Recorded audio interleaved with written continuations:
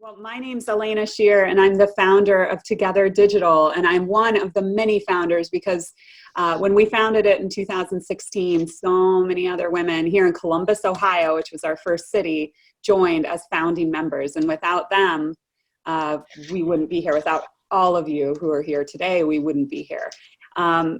Thank you so much for coming. I think you've heard us chatting. This is an unprecedented time. And no matter where you are in the world right now, you're probably self-isolating or soon to be. And you can feel the energy that we have even when we're separated by our screens because we're all here in this moment. And that's what makes our organization so special.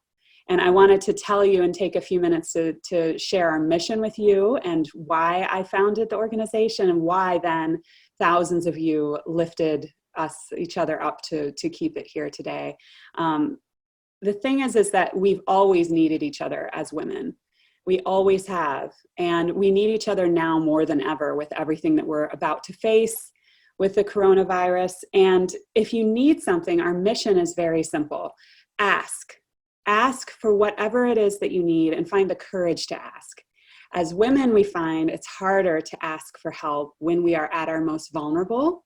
And when we do ask and we put it out there, we help each other. So we have a code within our group. If you join and you become a member, you pledge to make 12 asks a year and 12 gives, which is about one time a month. Some members ask once a day. They've gotten really good at it, which is amazing.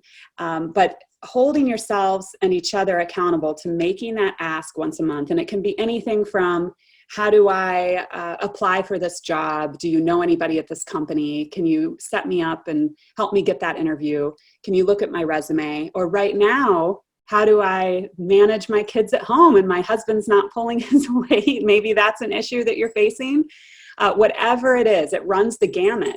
And we give back to each other. And it's amazing because that's how the community has been operating since 2016. And it also includes knowledge and all of the knowledge that you're going to get today on the topic of digital disruption and activism. The thing is today that brands, especially now, can no longer ignore what is happening out in the world. Humanity is facing our biggest challenge of our generation. I'm certain of that. Brands have to talk about it. How are we going to talk about it? And once we beat COVID-19, because we'll have to resurrect the economy. And once we beat that, it'll be climate change. I mean, our generation is going to see and face things that we all have to talk about. And it's so important to learn how to do that and to learn and to use these digital tools. I started Together Digital, as I mentioned, in 2016, after I had faced a series of sexism and gender discrimination, just a series of life events that stacked up and got me to my tipping point when I was 37 years old. And it started with my boss at my ad agency telling me he couldn't be alone in a room with me because he didn't know what would happen. And that's what he said. He couldn't be alone in a room with me because he didn't know what would happen. And when you sit and you think about that, this is my story, but it's so much, the stories that I've heard since my story is nothing compared to what I've heard, but he essentially continued to do that. And then they tried to move me to a different department. And I said, no way. And I quit and started my first digital agency in the middle of the Great Recession. And I built that agency up and up and up. And I was a single mother and it was hard. And then I realized when we took men to new business meetings, we sold twice as much in half the time. And in that moment, that's when I hit my tipping point. I was so frustrated with it all. And again, this is 2016, and it was in June that we called our first meeting for Together Digital. And we had it in Columbus, and nearly 100 of you showed up. And I told my story, and then other women stood up to tell their story. And that event, that day, when we all shared our collective pain at what we're facing, but also our collective joy of finding one another, we felt more powerful. And we felt that there was something we could do about the challenges that we all face. And we walked out knowing that this organization had to live on and be born. And in that moment, we all became digital disruptors.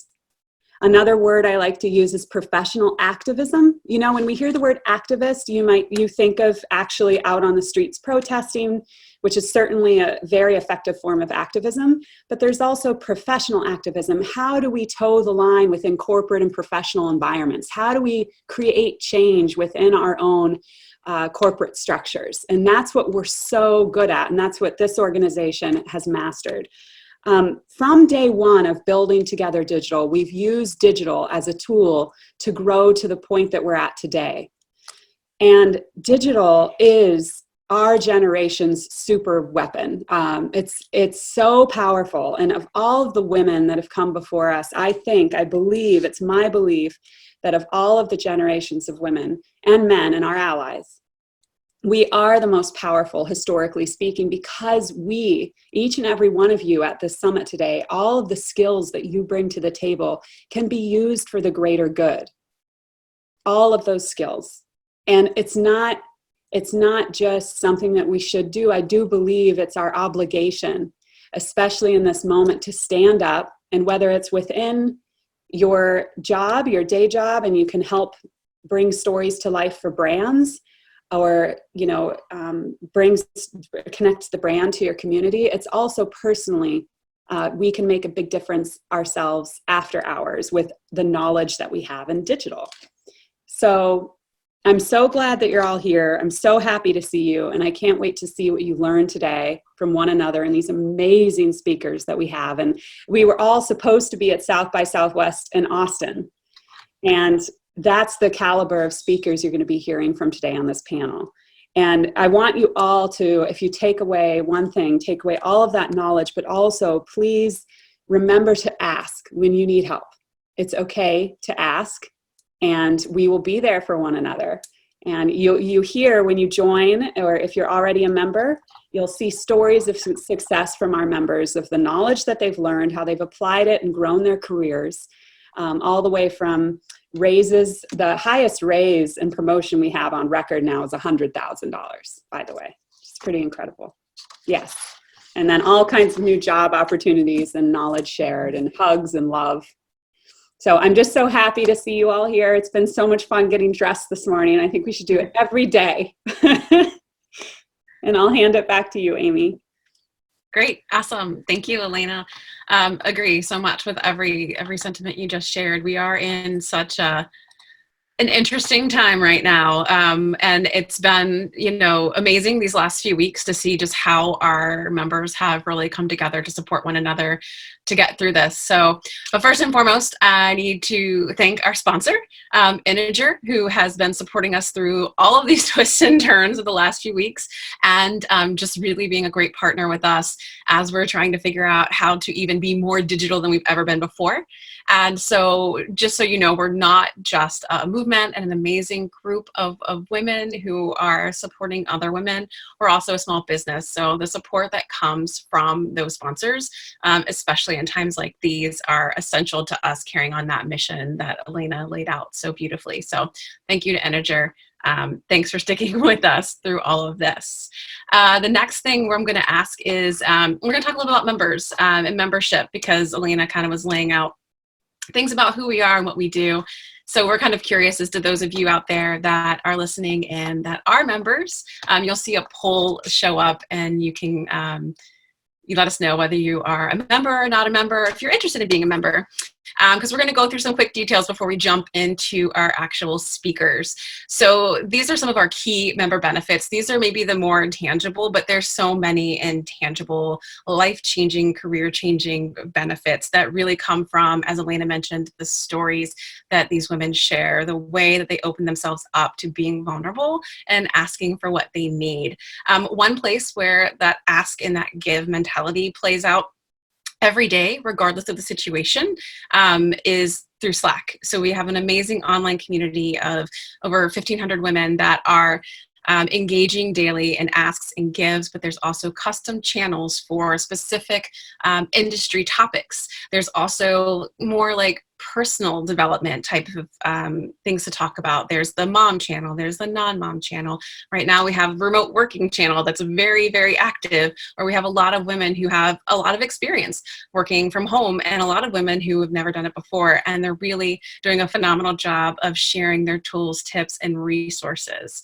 Also, as a member, you receive free and or discounted local events and national events. Once all of this is through and we're past this, we look forward to being able to come together again in person. It's such a wonderful and unique experience. I tell people a lot of times I am an introverted extrovert. I love peopling, but I can only do it so much. And networking was always a challenge. I didn't like coming into a room and just being talked at. Our events, it's like you are part of the conversation. And I think that's one amazing thing about our events is just the vibe is very different. We get a little deeper, we get a little more vulnerable. And so our events, whether it's virtual or in person, they're extremely valuable as a benefit. We also have peer circles. Peer circles is like your own personal board of directors that will help guide you. It's a group of women that's confidential, the things that you discuss and you discern and you work through together. And we've got a great format for that that really allows us to kind of specifically hone in on who needs help the most and how we can help her the best. And so they're really quick, usually 1 hour meetings, virtually or in person. And you just come away feeling informed and empowered and inspired. And you've got a group around you that you know you can always go to. And these peer circles, they're lasting. We've had some peer circles that are 2-3 years old. And then extend beyond that. So peer circles are another great resource. We also host virtual peer circles right now on a daily basis virtually, because we know everyone is trying to acclimate to so much new, a new status of everything, of working and of living. We want to be there for our members. We've kind of discussed asks and gives, but again, those are probably one of our most powerful member benefits and aspects. And then also we have a tremendous database of past video content, training content, webinars, blog posts, and other videos from other conferences that we've done in the past that our members only have access to. So that's some of our key member benefits. During this time, we acknowledge things are scary, things are hard for people. We're all trying to adjust to what is this new normal for however long. And so we've introduced, in order to help, remote memberships. These remote memberships are available now. They're only $20. It's 1 month, essentially a trial. It gives you access to all of the virtual content and events that I just described to you. So you can tune into our She Rocks webinars, which yesterday we had a phenomenal one on how to disaster-proof your finances. Just really looking at the crisis that we're in and saying, how do I look at money mindfully? Because it's such an it's a very emotionally charged thing, money. And so we want our members who, whether it's their personal finances or their business, we have lots of entrepreneurs, they feel supported. And they have the knowledge that they need to kind of take a step back and assess their situation and kind of go into it in a way that doesn't let their emotions drive their purchasing decisions or their savings or their spending decisions in a time like this. So that was a tremendous example of just a really valuable peer circle that we had just yesterday, our She Rocks that we had just yesterday. Peer circles, I mentioned earlier, we're doing those virtually, daily. And again, that online community that is just more active than ever. I just keep thinking about all the money I was spending on coffee before this. So hopefully $20 feels like something it's doable for you. And I guarantee you will get the benefit out of it. It's like 10 cups of coffee in the morning for me when we get to start the day this way, when we have a virtual peer circle, when we do a She Rocks event, you just feel that connection to people that we're all missing right now. So check out virtual benefits. It's on our website under remote benefits, remote membership. We are also doing we had planned a spring member drive. So if you are interested in a full year membership, we want to make that available and as accessible to any of you that are interested as possible. So currently we are running a promotion where you can save $50 on our annual membership. So it's normally $390. We're doing it for $340. But right now, and during the length of the event today, you can use the coupon code 40OFF-TD. If you look into the chat, April is going to help kind of post our site and our coupon codes in the chat, so it's easy for you to access. And if you want to check that out, that basically gets you a full year of all of this amazing content, connections, and hopefully some life-changing, career-changing opportunities for you for that $300. So we really encourage you to check it out if you can. And last but not least, group memberships. If you're sitting within a corporation right now and you are looking to find ways to really invigorate your employee resource group for your women, if you're looking to, ramp up your diversity and inclusion efforts, if you're looking to build something that's going to help retain the women within your workplace and or go after and recruit, we really encourage you to talk with us about looking into a group membership package. We offer these up at a 15 to 20% discount. The women that you sign up could potentially be featured if you choose to have them do so as a She Rocks, really putting her and your brand in the spotlight as a subject matter expert. We also have our free member only events, virtual and in-person onboarding for your employees. One thing we found that's really important is not everybody is very Slack savvy. So we really take the time to make sure that we talk to you, understand what are some of your business goals and objectives, but then also what are the needs of your women and how can we best serve them? They can't get the full benefit of membership if they don't understand everything it entails. So we really try hard to make sure that they have a great onboarding experience and that they're leveraging their benefits to the maximum. We also have discounted National Summit tickets that will be available. And obviously you're being seen as a supporter of women in this space. We provide other social media shout outs and things like that. And as I said, we are constantly, outside of our other channels I mentioned in Slack, we also have a remote job board, a national job board, and local job boards. So it's a great place to be posting. We have a lot of women who are in transition right now and who are looking. We want to help them. So that's another great reason to look into our group memberships.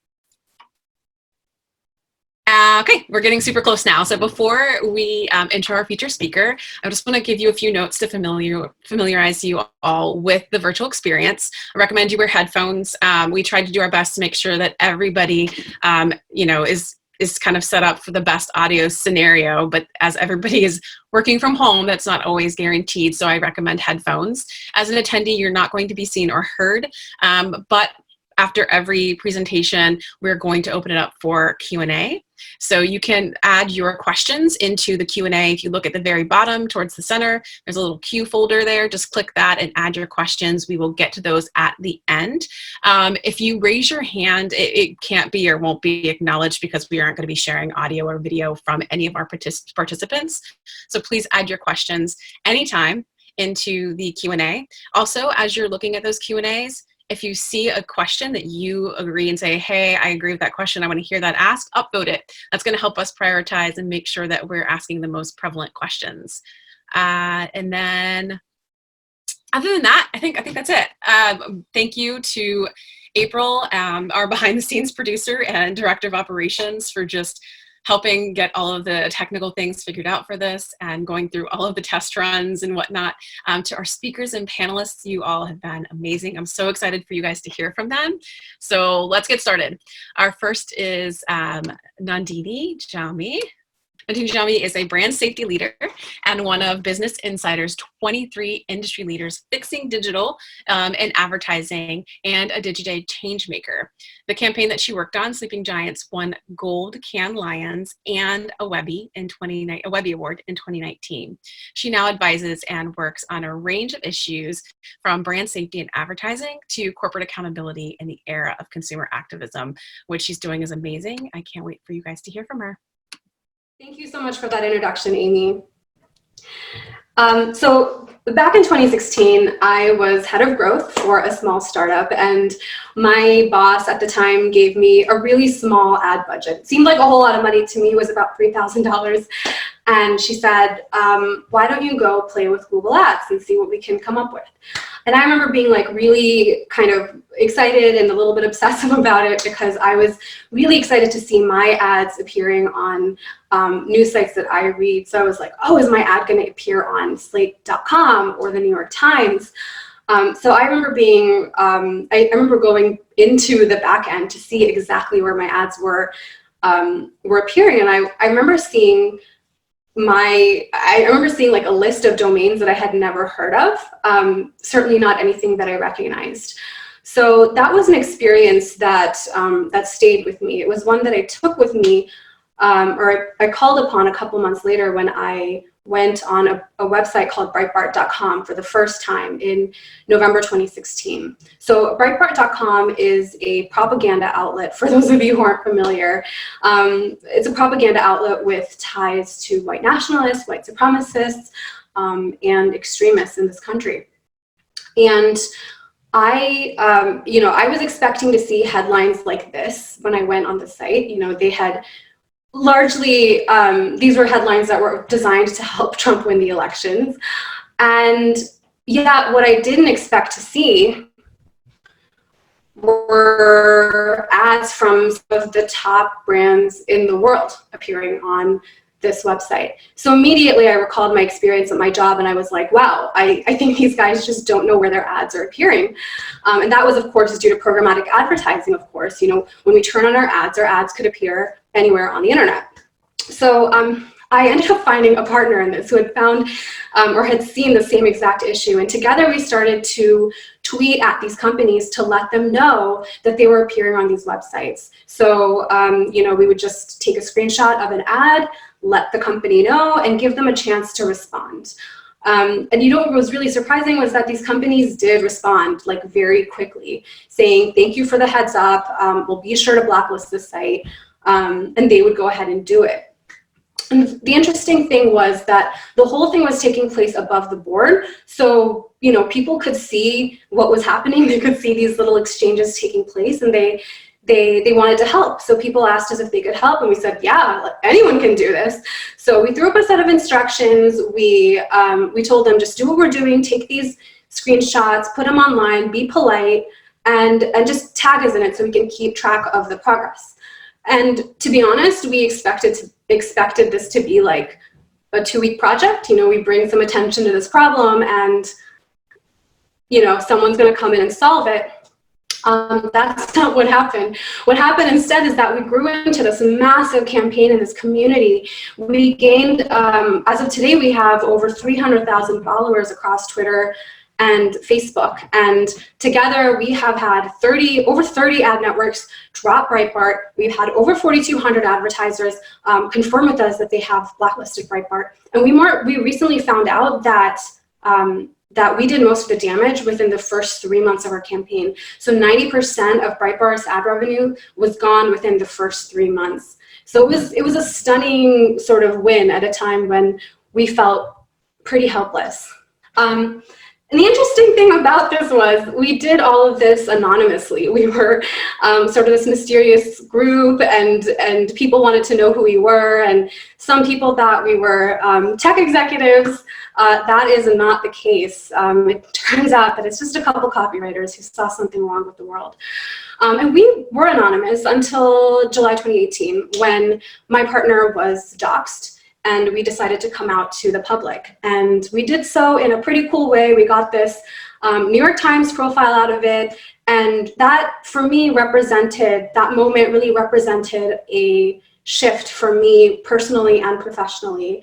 I had definitely become a lot more immersed in this world of ad tech, and I wanted to learn more. There was not a whole lot I could do anonymously. So I used this opportunity to transition from doing marketing and being ahead of growth and copywriting and all that stuff that I used to do, and into full-time activism. And I gave myself a new title, brand safety advocate. And one of the things that I have been researching and doing as a result of being able to work under my own name is I've started to meet more with ad tech experts, people on the ground, people who run these campaigns on a daily basis. And I've been able to of course, learn a lot more about the mechanisms of ad tech. And it's also given me the understanding I need to have to start answering some of these bigger questions. Like, for example, why hasn't anything changed? Because we've been running this campaign since November 2016, and we're still seeing the same problems play out over and over. And one problem that I've been exploring and that I'm really concerned about for the past half year is that we are spending more money than ever. We have been up to this point. We've been spending more money than ever on digital ads, and yet that money is not hitting newsrooms. And that doesn't make any sense. This should be one of the most sustainable business models in the world. It's one of the oldest business models in the world.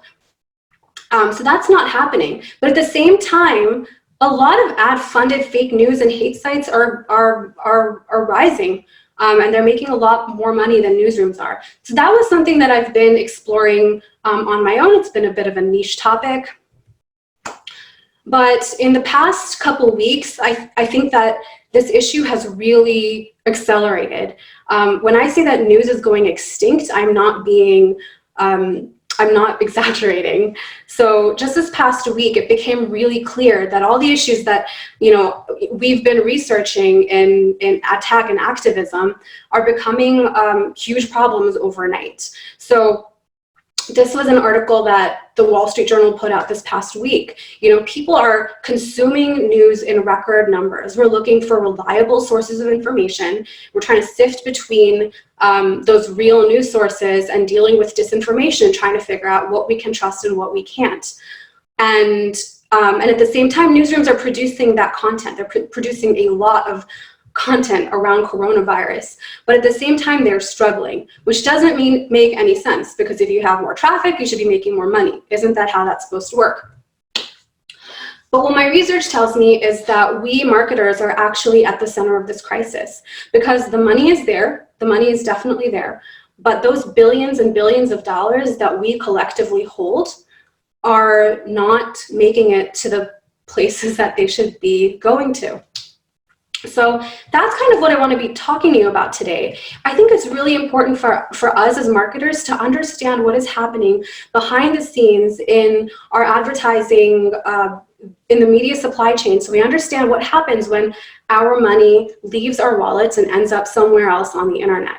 So one of the things, one of the concepts that you may have heard of is brand safety. So brand safety is kind of like the answer to programmatic advertising. This concept of being able to put your ads anywhere on the internet means that, of course, you need some way to rein it in. You can't just be appearing anywhere on the internet, right? You have to have some guardrails.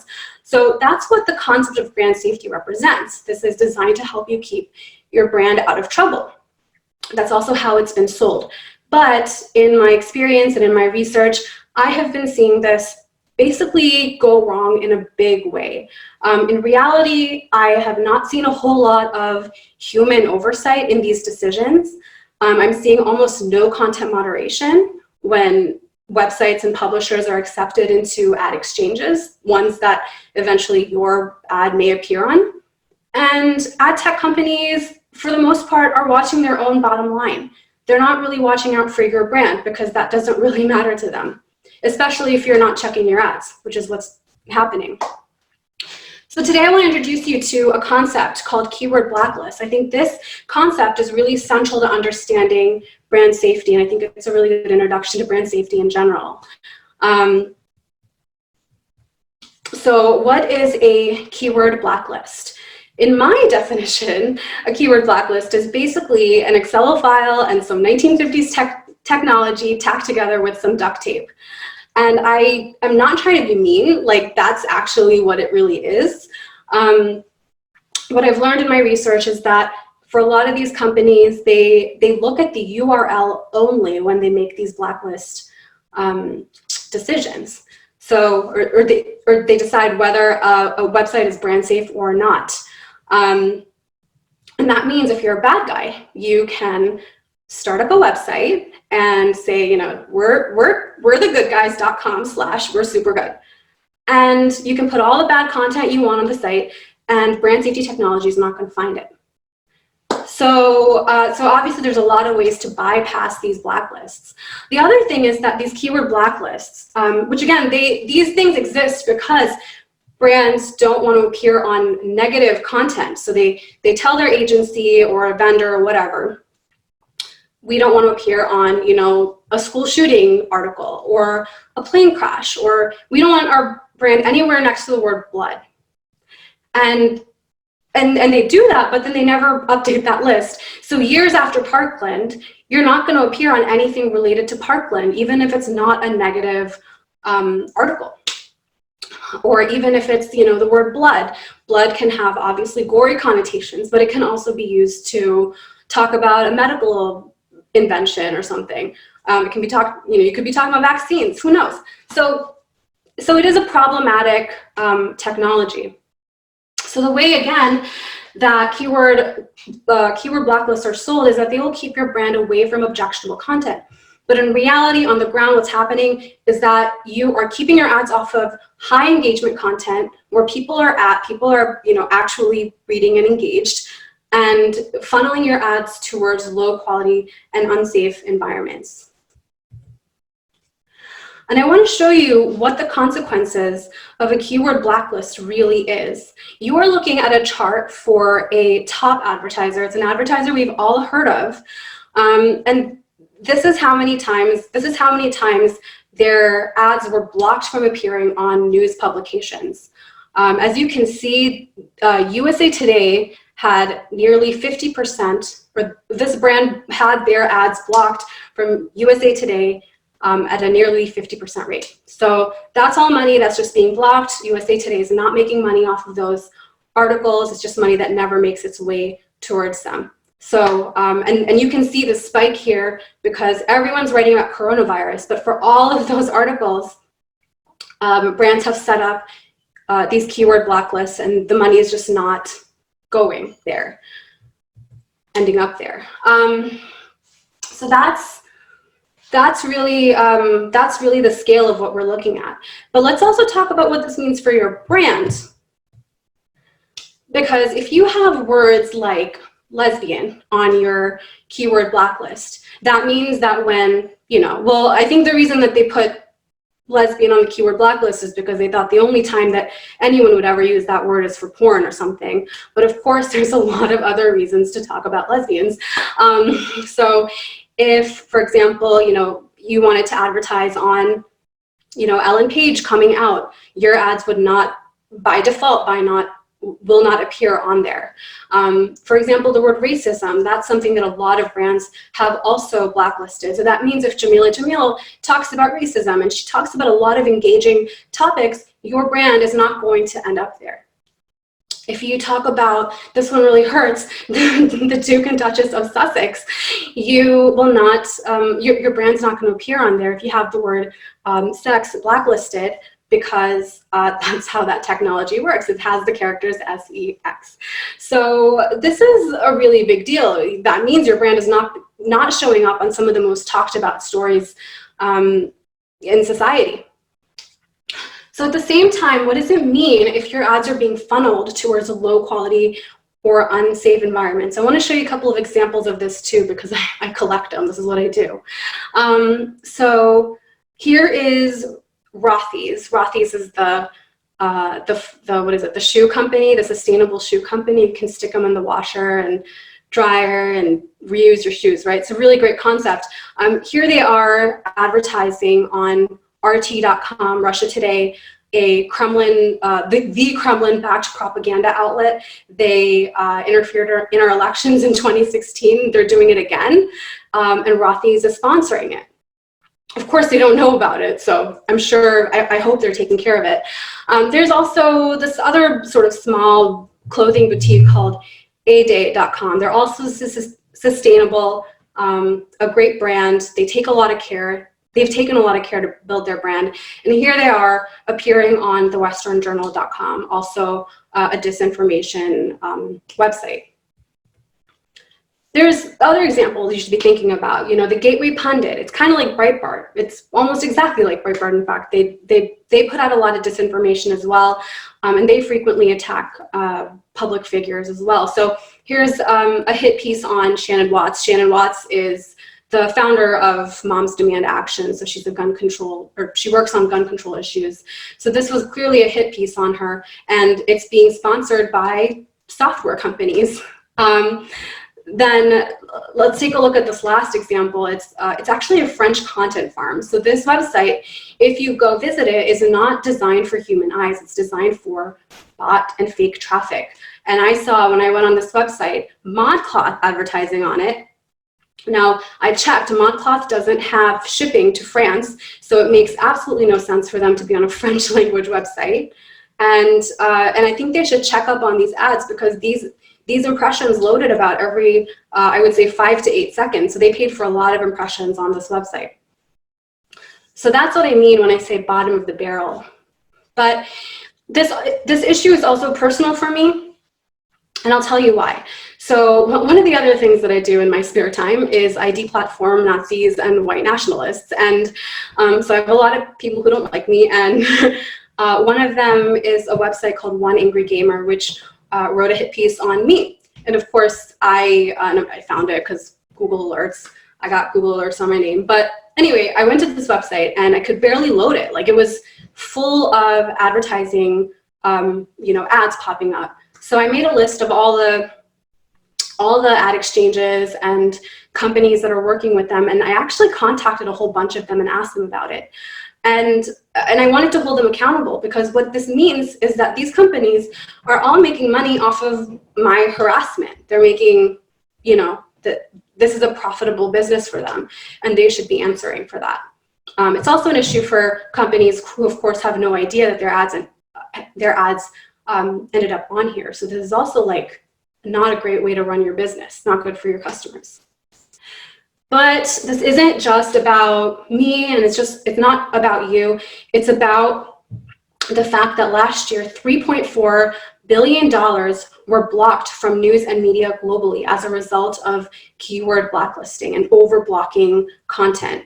And the thing that feels really ridiculous about this is that there's no evidence that any of this that keyword blacklisting affects your business or your brand equity. So there's a sort of pervasive myth, in my opinion, that appearing on a negative news story or a hard news story might make people feel like you support that bad stuff. But I mean, we're in the midst of this coronavirus pandemic. Who here really thinks that any brand that we shop with supports coronavirus? It's pretty ridiculous, and it's actually really dangerous. And again, it's not just about the industry, it's also about you giving up your spot on high quality content and probably paying to be on a lot of weird sites that aren't really visited by human beings. So you want to be thinking about that as well. And that means that there's one thing that you need to do, and that is to check your ads, because I don't know what you're going to find. Like, you don't know what you're going to find. You have to check your ads to find out. I'm going to give you a couple of examples, because any of these things could happen to you. So here's an example of a client who they don't have a big ad spend, but they did send about $232 to a website called worldlifestyle.com. Go visit worldlifestyle.com to see whether that's a website that you would actually read. That is a website that's also designed for bots. So $232, I don't know if that's a lot of money to you or not, but if it's not, you can, I'll give you my Venmo. You can send it to me. I could definitely use $232. But that is kind of how this works. You might find yourself in a situation like Chase. Chase went and they checked their ads a couple years ago, and they found that they had their ads appearing on 400,000 websites. So they decided to create a whitelist. So they made a list of 5,000 websites that they knew that they wanted to be on, and they found no change in performance. So that means that they were spending money, quite a bit of money, to be on 395,000 websites, and it had no impact on their business. You might find yourself like Procter & Gamble and actually cut $200 million of your ad spend and actually increase your reach by 10%. What was going on there? I don't know. you're never going to find out if you don't check your ads, right? And this is my personal favorite example. It's Uber. So back in 2017, Sleeping Giants was giving Uber a really hard time about their ads on Breitbart. And it was also kind of at the same time as Delete Uber, if you remember that whole thing where they jacked up the prices on Ubers during the Muslim ban issue. So they were just getting hammered in the media, and we were not helping the situation at all. So it was a really bad time to cut down on their ads because they really needed those new app installs. So Kevin Frisch, who was running performance marketing at the time, he finally did it. He caved and went in to turn off their ads, and he asked all their vendors. He said, I don't want us anywhere on Breitbart.com. But he found that ads kept slipping through. So he went back in and turned off all the vendors that were engaging in that behavior. And once he did that, he found that his performance didn't go down at all. And then he kind of dug in a little bit more and found that they had been defrauded out of $20 million. And then he kept digging and kept digging and kept digging. It turns out that they were actually defrauded out of $100 million. That $100 million was just going down the toilet. So all I'm saying is check your ads. So I know that we are all feeling like nothing is in our control lately, and I'm there with you. But I today hope I'm giving you one form of control back to you in your job in marketing. I know that a lot of us are tightening our belts. You know, we need to prove that we are performing, that we are bringing ROI to our companies. And a lot of you are probably thinking about how you might be able to reevaluate your advertising strategy moving forward. I think one thing that you should do, this is the one thing that's going to make the biggest impact in your marketing spend in the future, is just checking your ads. Check your ads and get a copy of your keyword blacklist and find out where your ads are appearing. And more importantly, think about where your ads are not appearing. And then create a whitelist. So give yourself some time with your team to think about where your customers are on the internet. What are they reading? What do they care about? And then follow them there. And please, like, for the sake of the world, to try to follow them to real news outlets, you know, legitimate news, legitimate media outlets, and place your ads intentionally on those websites, because you're participating in the symbiotic relationship that we need to uphold our democracy. Like, these are just the basics. So think about where your customers are and follow them there. Because I really believe that, you know, change does not come from one person. It doesn't come from me sitting here working on these issues all day. It comes from all of us. We all need to step up and make more responsible decisions and think about how we can advertise more responsibly. Because if we all put our heads together, we all start working on this issue, we really can change the world. And I hope that by doing this, we're going to be able to say goodbye to hate speech. It only exists. It's only so pervasive in our society because of advertising. We can say goodbye to disinformation. We can say goodbye to climate change denial. We can start working on what's important. And if you enjoyed this talk, we at branded.substack.com, we just started a new newsletter, myself and my partner, Claire Atkin. And we every 2 weeks, we bring you a new edition of something about ad tech that you had no idea about. We're always very actionable about it. We want you to be able to take what we teach and apply it to your business. That was amazing. I hope you guys all felt enlightened and inspired by all that amazing information. We've got another question from David. It's, what can I do as a brand marketer to hold my agency more accountable? That is a great question, David. As a marketer, the thing that would help you hold your agency accountable is by asking them for a copy of your site placements, and ask for the rawest possible form of that, because often they will give you a report, and it's a bit high level, and you don't really get a clear sense of where your ads actually appeared. So you want to get the rawest form, log level data if possible. and ask for that, as well as ask for your keyword blacklist, as I mentioned before. And if you do those two things, I think you'll have enough on your hands to do a little bit of investigating. Any more questions before we shift over to our panel while we've got Nandini on? I think there's one question here. Are we partnering with any nonprofits? Not formally, no. Informally, we're always talking to and working with and involved with other nonprofits' work. In the past, at least for Sleeping Giants, we sort of informally have collaborated with, I wouldn't say collaborate, but informally kind of, we had the same goal of getting Bill O'Reilly kicked off his show for harassing his coworkers. This was a few years ago. We've kind of informally worked with them on Tucker Carlson's ad boycott, and we've successfully kicked off, or not kicked off, but had over 70 advertisers sort of blacklist him, so they won't advertise on his show anymore. So yeah, we haven't really partnered. This has been like a side project all this time, so we don't really have a whole lot of time to dedicate to formally working with others, but we're always open to collaborate. Okay, Nandini, thank you so much. I think what you're doing is absolutely amazing. It's been so much fun getting to hear what you're doing and getting to know you more despite the virtual distance. It's been amazing. If you guys have any additional questions towards the end, give us a shout. But now I think it's time we get rolling on our panel. So this is a wonderful group of women we've got coming up here that are going to talk about disrupting digital. I'm going to do an intro of each of them really quickly for you, just a little bit of a bio so you know who they are, and then we will get to it. First up is Alyssa Allen. She is the VP and Group Director of Insights and Strategy at Integer, the commerce arm of TBWA Worldwide. Alyssa is at the helm of a diverse team of data-driven storytellers leading the retail revolution at AT&T across 5,000 stores. Today and in the future of the digital age, Alyssa believes that consumers are co-creators in the business of culture and activism. And in that always-on world, activism plays a distinct new role in the dialogue that exists between people and brands. Very great segue, obviously, into what we just discussed with Nandini and her talk.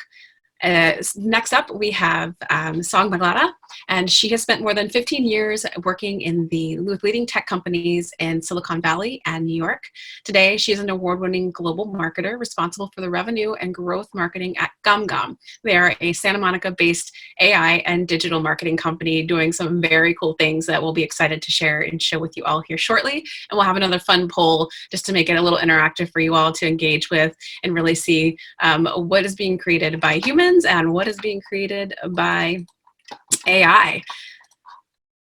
Next up, we have Lindsey Wade. She is a brand strategist with Heat New York, an advertising agency inside of Deloitte Digital, where she helps brands find their values and their voices. She is passionate about changing the systems that have led to systematic inequality and has devoted the last year to some research, focusing on the value of advertising or diversity in advertising. Prior to Heat, Lindsay graduated from VCU Brand Center with a Master of Science in Business and a focus in creative brand management. I think you're going to be really interested to hear the work that Lindsay is doing. Those of you who are, you feel that sense of being a brand advocate or a true advocate through digital or an activist through digital. For diversity and inclusion. Lindsay's got some great tools and advice on how to do that. Last but not least, we have Madison McHale-Bush, and she is the founder and CEO of Point. Point is the ClassPass for volunteering app. Point also provides volunteer technology to nonprofits and in businesses with buy give model. Madison was named one of the top 10 entrepreneurs in Columbus, Ohio for 2018 and 19, and has been featured in Forbes. She lives between Columbus and New York with her 2 giant tortoises. Ladies, welcome. Thank you for being here, and let's get the panel started. Hello, everybody. I am Amy Vaughn, CEO of Together Digital. I'm excited to be bringing to you all today virtually our Design for Disruption panel. We have an amazing group of women that we've been talking to, that we had on tap to talk with at South by. Circumstances prevailed, but that's not going to stop us. We're going to have an amazing discussion today about the topic of disruption.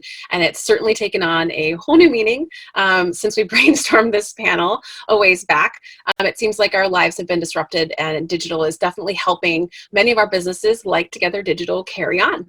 But today I want to focus on what each of our panelists are doing, whether it's through AI, product, strategies, or campaigns that is disrupting the way that we see and we use digital. So welcome, ladies. Excited to have you all here. We're going to start with introductions, who you are and who you work for, what you do a little bit. We're going to start with Alyssa. Hi, Amy. Thank you so much. I'm Alyssa Allen. I'm head of strategy for the Integer Group here on the West Coast. And one of the things that is currently just beginning to disrupt our conversation is that what you can't see is I'm actually in a greenhouse at the moment, and the rain is coming down. But I'm going to try to, hopefully you can still hear me okay. Awesome. So? Hi, I'm Sam Ponglada. I'm the VP of Global Marketing at GumGum. And for those of you that are not familiar with GumGum, we are an AI company with a deep expertise in computer vision. For over 10 years now, we've been helping brands and marketers deliver highly contextual advertising campaigns and also gaining insights from them. And using the same technology, we also been disrupting the sports and esports world, helping sports leagues and marketers find their media sponsorship valuation. And I'm based in LA. Awesome. Thanks. Lindsay?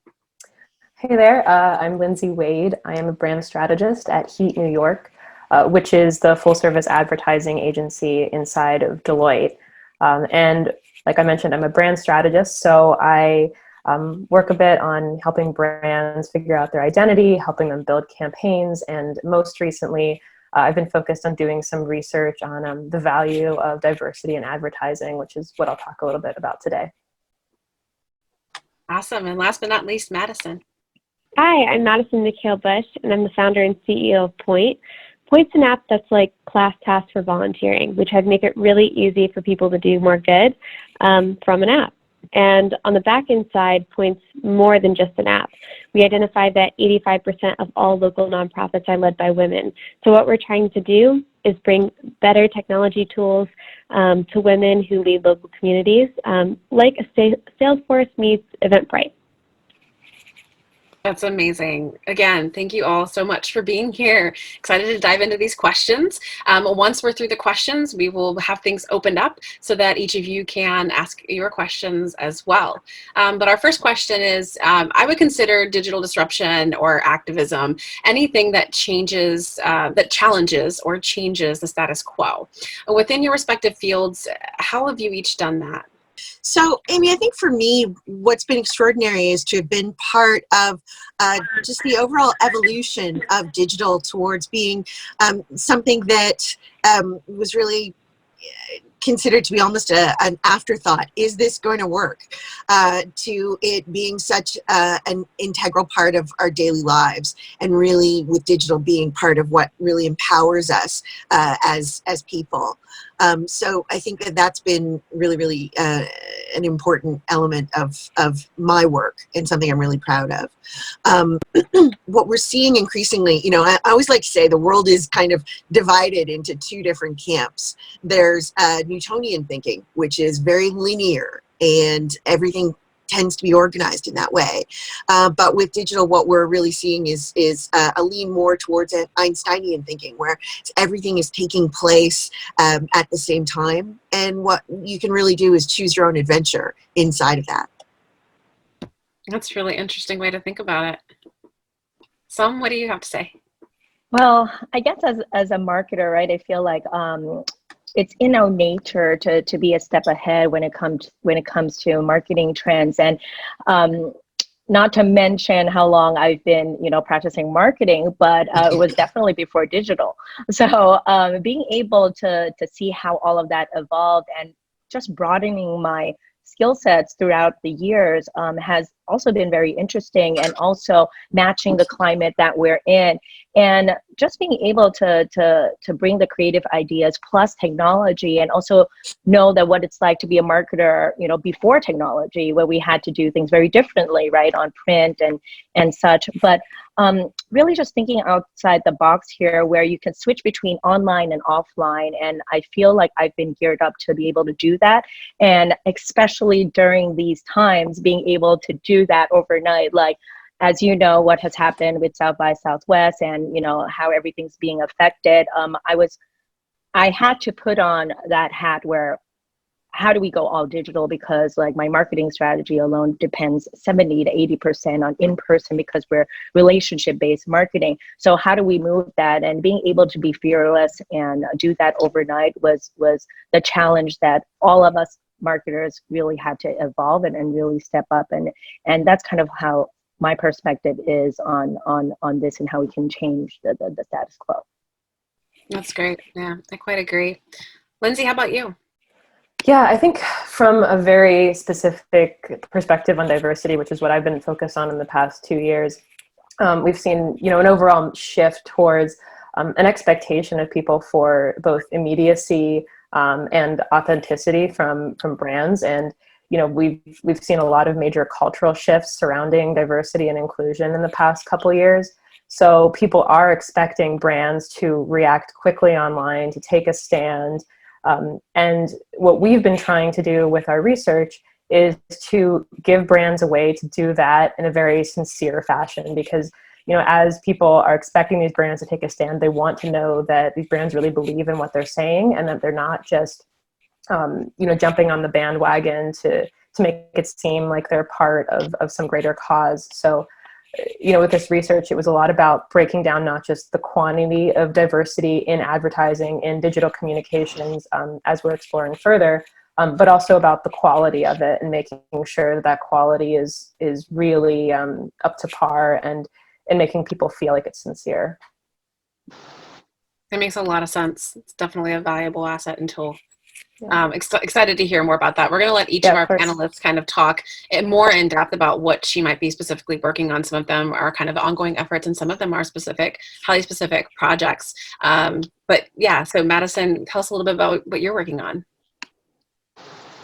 So it's interesting to talk about causes in a brand perspective. When we think about causes and the nonprofits who address them, nonprofits are really stuck in the digital stone age. I'm not talking about Save the Children. I'm not talking about Charity Water. I'm talking about local nonprofits that address local needs. And a lot of those times, any aspect of the digital space, nonprofits are lagging behind, whether that's specifically in product is, you know, that's where Point focuses. But marketing, we see bigger brands coming in and taking the voice for causes, and nonprofits not having a say in those. We see nonprofits scrapping together product that doesn't really work for them.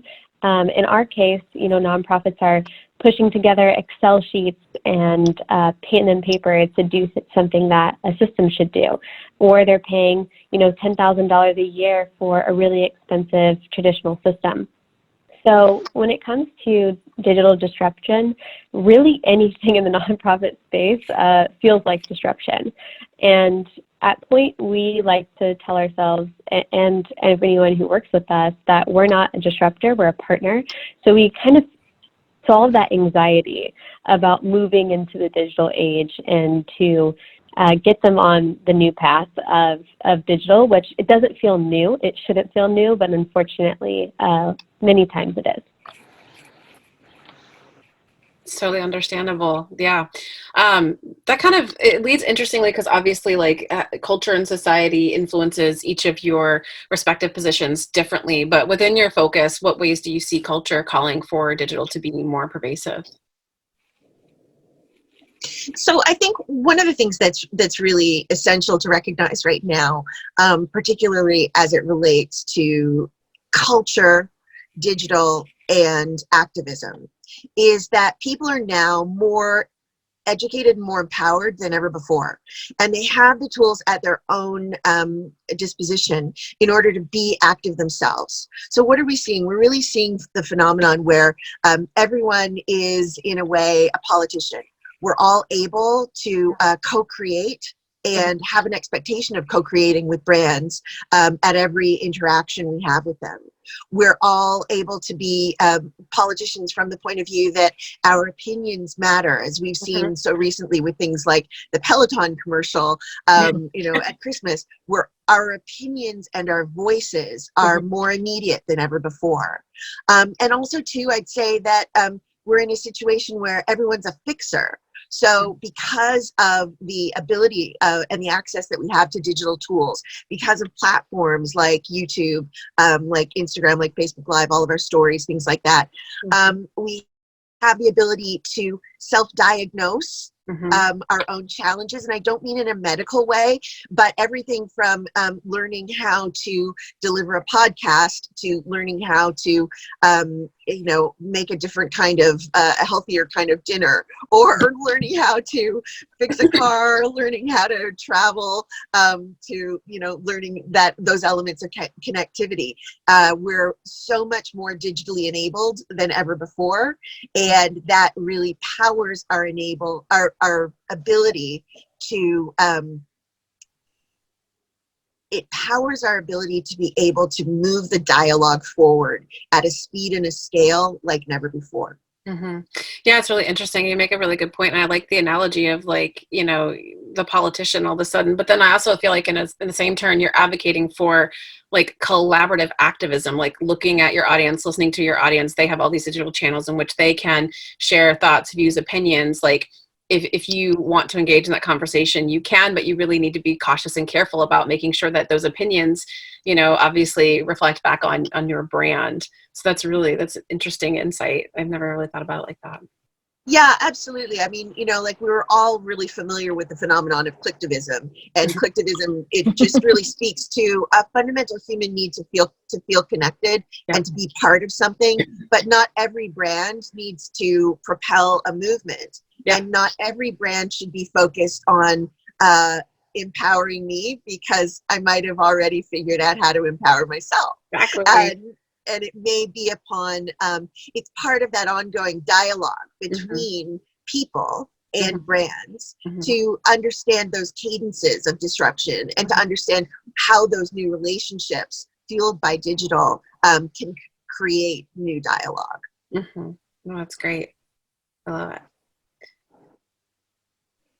Awesome. So for me, I'm gonna pick a personal example. I lived a few blocks from Times Square for 7 years before I moved to sunny LA. So as a marketer, you know, walking through that, you know, marketing mecca, right? Billboards, like digital screens and gazillion people, and even the flagship stores as well too, you know, all the brand messaging and experiential marketing that you see, it's so overwhelming. But when you do stand and look around, half the people are looking on their screens, their phones, right? And to me as a marketer, we need to get people's attention, and we need to know where their attention is. So that's where digital really comes into mind, right? Where while we have to go digital, every single part of the marketing campaign needs to have a digital aspect of that for people to take action. We just talked about clicks, right? And you know, in the social world as well too, like most of the time is spent on the screen, and whether people, you know, clicking to buy or clicking to get more information. And for me, we need to be on those screens, and we need to be digital. Well, definitely. I think, and that feels like it's been the case for so long. So do you have any like thoughts or ideas about how, like, ways that, I think in particular with what you guys are doing in AI, like how do you begin to start to break through that clutter? Because if everyone is trying to be digital and people are on their phones, they almost become immune to those sorts of things. Are there any things that you would, or anybody else that has any thoughts, ideas, recommendations on how to be a little bit more disruptive in those platforms and spaces that we've been using for a while now that consumers have become almost immune to? Like, what are some ways that you guys have found it's helpful to break through? Yeah, I'll talk a little bit about us, because we're all about visual and contextual, and really what the eyes are seeing on the phone, right? And I'm not going to talk a lot about ads, because we know how a lot of us feel about it. But not being able to interrupt the user experience is something that we care the most about, and brand safety, because a lot of brands don't want to be close to content that they don't want to be a part of, or coming close to being relevant to that piece of content. And with our technology, we spend a lot of time, and our engineers as well too, just to make sure that the user experience isn't interrupted, because if the user is actually there to get more information, we want to make sure whether it's the ads or what we're putting out there, the message isn't interrupting, and it's coming in a very subtle way. It's within the image. It's like, for example, pictures of dogs, and there's like a little dog walking to eat, it's dog food in the ad, and then a subtle like Petco brand, pops up, or logo, right? So making sure that it's part and really relevant to the content for us is really key. What about you, Madison? I think specifically, the nonprofit world really got turned upside down in the last week. So I'm going to talk just about COVID, because I think that nonprofits are getting a taste of what it's going to be like 10 years from now. And they got that really abrupt in 10 days. Nonprofits, again, they use more traditional ways of doing things. And when they've been forced to jump into the digital world, basically immediately overnight, that jump has been pretty hard. We deal with volunteering, right? And right now, older people can't volunteer. It's not safe for them to volunteer. They should really be self-isolating. And nonprofits need to reach young people. How do they do that? Digital. And we see nonprofits basically throwing spaghetti against the wall, trying to either recruit people or, trying to manage people on the pen and paper method, or telling every young person, come to our non-mobile friendly website and sign up. So there are massive issues with jumping nonprofits 10 years into the future, where we believe everything in every sector will be digital. So I think that this will be a really eye-opening experience. It's a sobering experience for sure. But if you're watching this and you have some amazing skill set to offer your local nonprofits in digital, now's the time. Yeah, they right. need you. And I think that, just like the other panelists have said about people being able to self-express, self-fix issues, talk about causes, we're not seeing nonprofits jump up to that same level in their local spheres. They're still going on the news, which is important, but, what young person has cable at home? So, how do we get them to change that mindset? And for us, we're really focusing on that product perspective, but the last 10 days has been really crazy. Yes, absolutely. And I can only just imagine, like you said, for not-for-profits, it's like you're kind of in the dark ages of digital and all of a sudden being thrust into the 10 years in the future. It's a great analogy as well. That's exactly what it must feel like. So yeah, I love that idea. So to all of our Together Digital members, I mean, we see a lot of asks and gives happening on our Slack channel, our community online, where women who have small businesses are saying, I'm all of a sudden needing help. Like I have a doula side business, I have a tarot card reading, all these different like interesting services that are normally required in person. That's like a little bit of their side hustle. They don't want to lose that. Like that's actually supplemental income to their lifestyles. And it's fallback because everybody's worried about their jobs. And so they want to find ways to make it more accessible virtually. And so I think that I agree with that call to action, Madison. Anybody that can offer up a little bit of their time or services to help our not-for-profits and small businesses find ways to become more digital when it's kind of all no-brainer stuff to us, it's all new to them. So for our last round of questioning, we're going to kind of go one by one with each of you individually, so you can shed a little bit more light on what you're doing. That way, if our viewers have any specific questions, they know who to direct them to. So we're going to start with you, Lindsay. Tell us a little bit about how your project is taking a new approach to diversity and inclusion. Sure. I definitely teased this a little bit earlier, but my agency, HEAT, has always had a real interest in diversity and inclusion and making sure that that's represented well in advertising. So about 2 years ago, we were watching the news like everyone else, watching the industry, and noticed that diversity, and certainly had the research and the stats to back it up in business. Our own Deloitte has done a ton of research on the value of diversity in corporate teams. And then we see the value of it in, we know that how children see themselves in TV has lasting impacts on their self-esteem, but we weren't seeing that within advertising. So at the time, we wanted to make everyone in the industry feel better about including diversity in their advertising, and also find a way to make sure that we were measuring the quality of that. So that's where the Heat was born, and we did name it after ourselves. But it was essentially the scorecard that measures the quantity and quality of diversity in advertising, and that was developed with some help from Duke University and Austin, with a little bit of a background in anthropological classifications of humans, to then go through and analyze the commercials of the 50 top media spenders in the country over the last 2 years to see what are they doing well, where do we still have problems, and is it really just a matter of quantity anymore? And the findings, to make it brief, were that quality is really what matters. It's not just about frame many people as possible. It was a lot more about making sure that we were finding three-dimensional representative people, and that we were creating these positive images of those people. And to give some top-line stats, because I did mention that earlier as well, we found that brands that scored really highly on the Heat test performed 69% better than those that scored low on the Heat test in terms of stock price over the course of 2 years. And we know a lot depends on stock price. So we also looked at customer perception. So we also found there that those top scoring brands scored 83% higher than the lowest brands when it came to customer preference and how they perceive those brands. So it really did make a difference.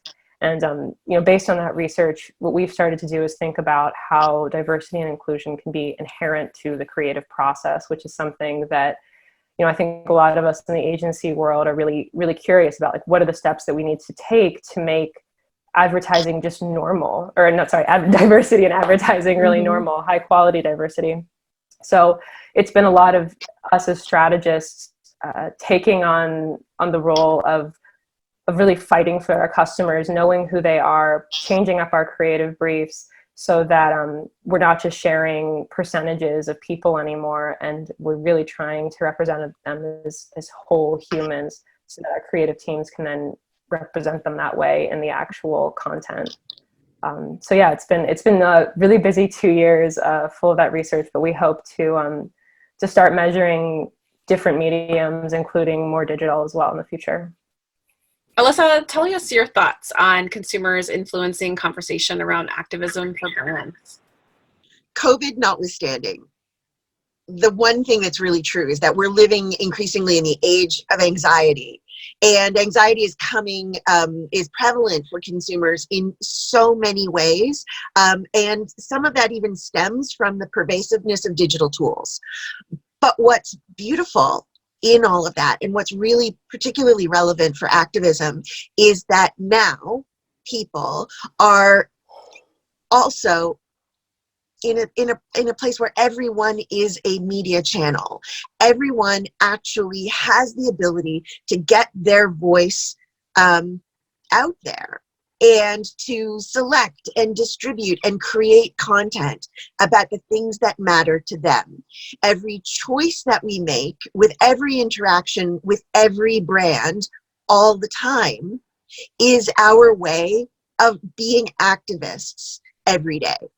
And that's an incredibly powerful moment for consumers to embrace.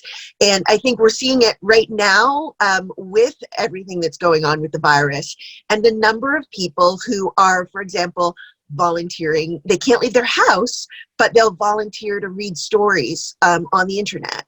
or John Legend and Chrissy Teigen the other day doing concerts to uplift everyone, and they're doing those concerts from their living room because we can't leave our homes. So no matter what the circumstances are, there's always a place for activism, and that the digital toolkit that we have that's so accessible to us now is really what powers that. That's great. I love that. Wonderful answer. Thanks, Alyssa. So talk to us about your use of AI in regards to creativity, and let's take a look at your Turing test, and we're going to put up a poll so all of you that are viewing can have a guess. I'm super excited every time I talk about this project, because we all know, right, that AI will always be better than humans when it comes to high volume, repetitive tasks. But one thing that a lot of people say is that AI can't be creative, right? And to me personally, that's not really the case. We've done this project where we had an AI painter using real paint and also a real brush, and was given some data sets to come up with, a portrait. And then we also hired 5 human artists with the same data sets to come up with a portrait as well. So you can see the portraits here. And what we've done is we actually asked thousands of people to guess which one was done by AI. And I'm not going to tell you which one now, but I definitely want to open up to our audience to have a chance to take a poll and take a look, and then definitely use the polling system that we have. This is always a fun one because yeah, what you'll see up on your screen is a option to choose A through F. So as Tom said, what you're looking for is the AI created piece. And then here in a few minutes, we're going to go through our last question, and then we're going to come back to the poll and reveal the results to let you know how many of you got your guess right. I think what the most interesting thing about today's conversation has been is that, each of you are working in different, the same general field of digital. Obviously, we know how broad that is, but in such different areas and focusing on such different things. And then nonetheless, there's so many themes and topics that you seem to share in common. So I think that that's really kind of cool. It goes back to your theory of that Einsteinian thinking of everything happening at once. It's happening everywhere. It's happening to us all. Disruption is here. It's here to stay. Really, this conversation, I hope today was able to help you kind of frame up and understand for you personally or for your business, your company, how can you really start to embrace the disruption, maybe create some disruption and do some good. We're about ready to get rolling into our Q&A session now for our panelists, but first wanted to share the poll results as you all can see there, and then I'm going to let Sam come on and talk a little bit more about the results of these pieces of art. It looks like it was a tight race between C and E. Ultimately, C was the one that everybody chose. I think it's a popular choice for it. Sam, do you want to chime in and let us know who the real winner was? Absolutely. So just to let everybody know, only 5% amongst those that we have asked guessed correctly. And actually the correct painting portrait is F. And it's quite fascinating as well too. And this project alone actually spun off to be something bigger. As you can see here, we have been in so many press. We got a lot of coverage, and it actually also continued on with one of the cloud painters. Actually took on this idea, and right now actually he has this project where he's helping the Cook's Children's Hospital in Fort Worth, Dallas. And what we've been doing is we've been donating iPads and also actually branded the robot arm. And I think on the next slide, you'll be able to see a picture of it, which is super cool right here in the middle. And you can see here on the left, you have kids who are disabled and impaired trying to draw, and this is something that really helps soothe them and goes into relaxation every day. It's just really through the work of art. So if they're trying to draw a circle. The robot arm, as you can see here, will finish it, make into a sun and a beautiful a picture or painting, which is really, really amazing. And this is something that, it's the using AI for the good, right? And really helping, giving back to the community and society. So really, really proud of this project and what we have done with it. That's awesome. That's amazing. If you guys have specific questions for Som, don't be shy. Add them into the Q&A portion. Oh my gosh, portion below. You can see Q&A there just at the bottom. We do have a few questions, so I'm going to address them to the panel. Nothing specific to any specific person, but if you do have something for a specific panelist, please just let us know. This question is from Nathania, and it says, could you talk about how data can guide us to create and deliver relevant digital content considering this pandemic? I think that's a very fair and timely question. Any of our panelists want to take that? Raise your hand for me. Hi, I think it's a great question. And one of the things that I always like to remind people about data is that stories are made up of data. So data can be everything from the statistics that we gather and observational data, but it can also be images. It can also be the things that we share. So the first element that I suggest is to broaden the definition of what data is, and that's the first step. Then shaping that data always from the point of view of empathy is really, really important to maintain relevance as well. Because often in my involvement with not-for-profits as well as consulting for nonprofits, I see that the problems that we face and the challenges and issues that we face on a daily basis are often so vast that they can be limiting in terms of our own ability to see from the point of view of donors or funders. So to always take your data and imagine it through their lens first is, I think, essential to maintaining relevance. That's great. Great response. Does any of our other panelists have anything to build on that? Yeah, and just quickly on our end, we actually just launched a pro bono campaign promoting to stay home and hashtag home alone together. And we partnered with Ad Council and just launched that today using our inventory to help spread the word. So that's something that's been very meaningful to us as well, and how we're using our own data to help place those ads in the right places and get the message out. That's wonderful. Madison, do you have any thoughts to add? I think you guys covered it all. And I think that messaging right now is critical. Just getting ads in the right places, getting messaging in the right places, communicating with the right stakeholders in the nonprofit community, that's really what's important. Yeah, definitely. What about you, Lindsay? I mean, you were talking a lot about like leveraging data, but then also making sure that you're using a lens of true understanding and authenticity outside of just the numbers. Yeah, I think it's certainly about empathy, really understanding your audience, where their concerns are, and making sure it's something that really resonates with them. So when it comes to delivery, just making sure that we can really help our customers find ways to be there for them. Mm-hmm. Definitely. And then a quick note, Meredith, thanks for the question/comment, maybe more of a comment. Just take a moment and recognize all the amazing work that non-for-profits are doing across the country in the digital space to drive change at every level. Obviously, a lot of this is, causing all of us to come together and start to support them. And, to Madison's point earlier in the discussion, it's going to catapult them 10 years into the future in the matter of just weeks. So while it's a difficult thing for all of us, it's new challenges. Obviously, new hurdles that we're facing. We're going to go farther, faster, honestly, at the end of the day. I've got another question here as well.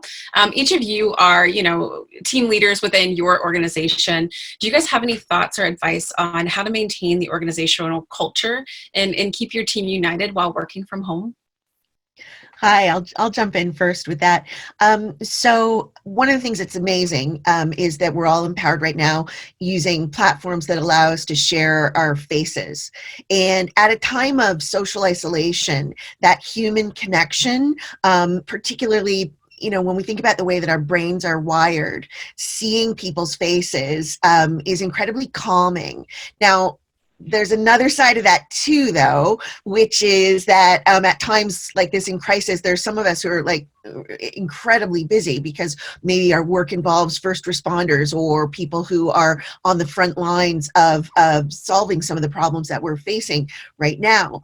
So when we're constantly online as well, and when we're constantly on video, a member of my team the other day said, wow, I'm starting to feel like Anderson Cooper. So we need to think about the other side of digital as well, and you know, and consider that. But as much as possible, we find that this kind of video communication is helping. Our team at the Integer Group is about 1,500 people working globally, and so we're able to connect with one another through forums like this, and it's been really, really helpful. So how about you guys? How are you all kind of working through the challenges, the changes of working remotely? I have to admit, like the first 2 weeks has been odd because we usually use conference calls, video calls for work only. So it gets a lot more personal when you see, you know, their dog in the background, or, you know, their baby's crying, you know, and it actually becomes a new form of culture, I would say, the virtual culture. And for us, especially my team being in marketing, where we, you know, require a lot of like human face-to-face, or, you know, 5% would be like around events marketing, right? But now moving everything to digital. Also, we make sure that we have an hour to talk about other things, and like our social hour, and we open it up to across the company as well too. So making sure we have that, and we also have a little contest going on taking, you know, work from home pictures and selfies and stuff like that. So just to keep that going virtually. So fun. I agree with you. I think that is awesome. You're kind of getting more of a window into your coworkers' lives through all of this. Like you said, a dog, cat, kid jumping in, like that doesn't, I'm surprised it hasn't happened yet. I'm like jinxing myself, but yeah, it kind of opens up a new door into each other's lives as we try to adjust. And actually Together Digital did a virtual peer circle on that topic of leading remotely. And if you follow us on LinkedIn, we've also got a quick little checklist of things to just kind of make sure that you're doing as a leader when you're working remotely with people, because it is an adjustment, it is an acclimation, and you really want to make sure that you're getting it right and keeping your team motivated, inspired, and productive, obviously. So check that out. We've got one more question. As a PR communications professional, I'm interested in learning more about the digital realm to best serve clients. From a non-for-profit, B2B, and political orgs, do you often collaborate with the communications department, PR firm of your client within your organization? If so, what are ways that they can better help you do your job / things you wish that they knew? Alyssa, you got a thought for that?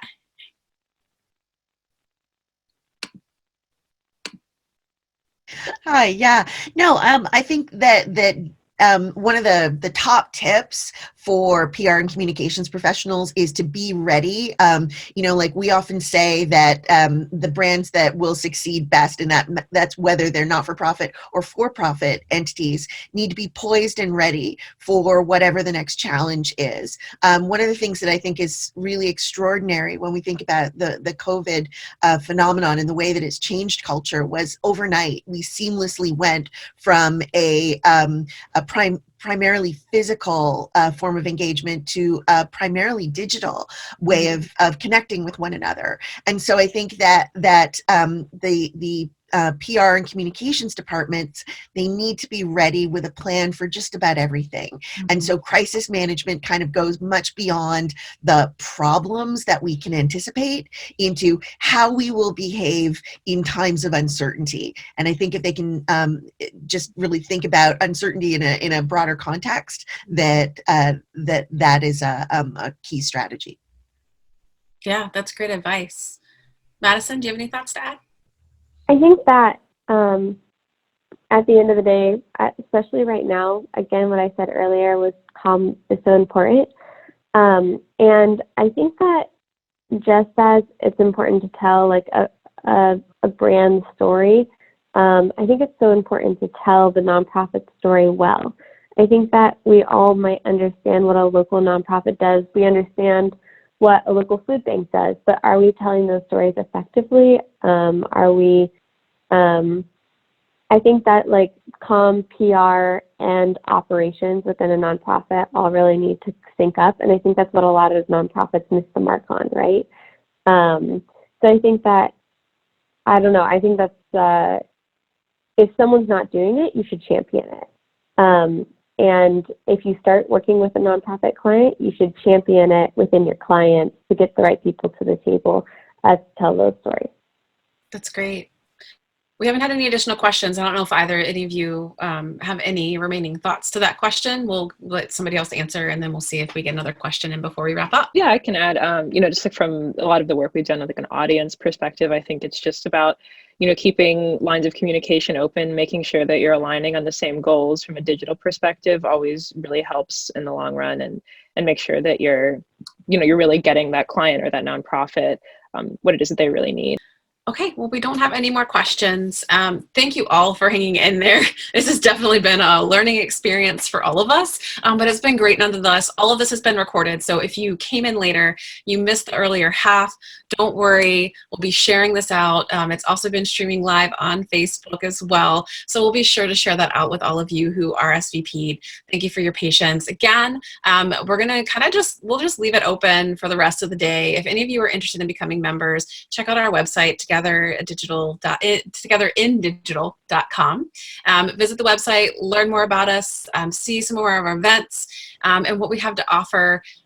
Also, we will be, like I said, extending the offer of our annual membership discount with the discount codes that were shared earlier. April, if you could post those back up in the chat, that would be great.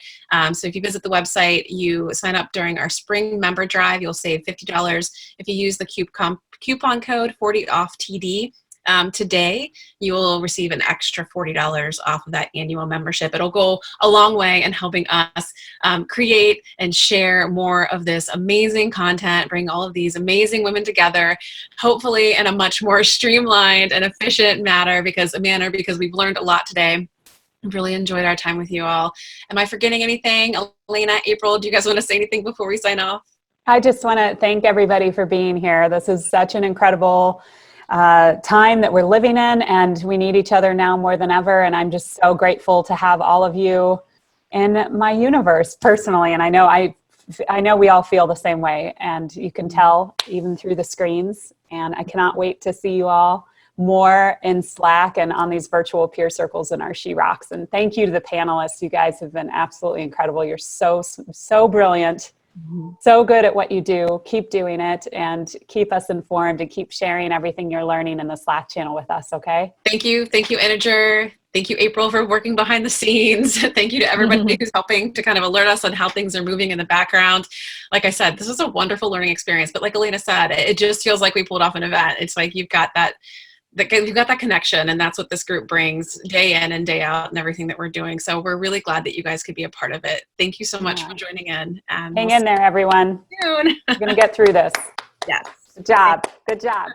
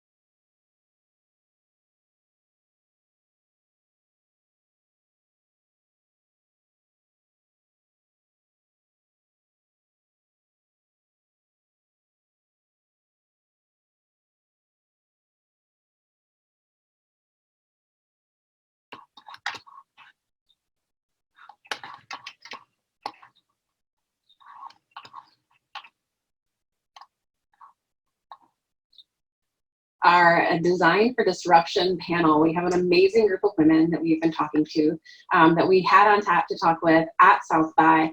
Circumstances prevailed, but that's not going to stop us. We're going to have an amazing discussion today about the topic of disruption. And it's certainly taken on a whole new meaning since we brainstormed this panel a ways back. It seems like our lives have been disrupted, and digital is definitely helping many of our businesses like Together Digital carry on. But today I want to focus on what each of our panelists are doing, whether it's through AI, product, strategies, or campaigns that is disrupting the way that we see and we use digital. So welcome, ladies. Excited to have you all here. We're going to start with introductions, who you are and who you work for, what you do a little bit. We're going to start with Alyssa. Hi, Amy. Thank you so much. I'm Alyssa Allen. I'm head of strategy for Legion Group here on the West Coast. And one of the things that is currently just beginning to disrupt our conversation is that what you can't see is I'm actually in a greenhouse at the moment, and the rain is coming down. But I'm going to try to. Hopefully, you can still hear me. Okay. Awesome. So. Hi, I'm Sam Ponglada. I'm the VP of Global Marketing at GumGum. And for those of you that are not familiar with GumGum, we are an AI company with a deep expertise in computer vision.